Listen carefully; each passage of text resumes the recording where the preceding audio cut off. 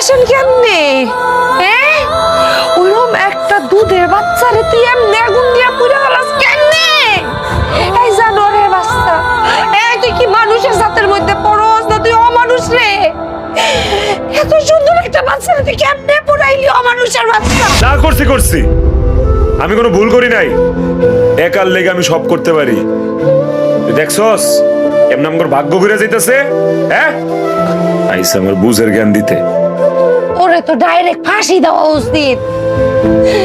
এই পাষাণের বাচ্চা, এই পাপী, তোর পাপের লেগে আল্লাহ এত বছর আমার ঘরে না সন্তান দেখায় রাখছে। এখন আমি গর্ভবতী, তুই এই অবস্থায় ভালো হইলি না। তুই আর একটা মানুষের আদরে সন্তান কইতে না কইতে করাইলে ওই মাইয়ার মুখ পুরাই দিছস।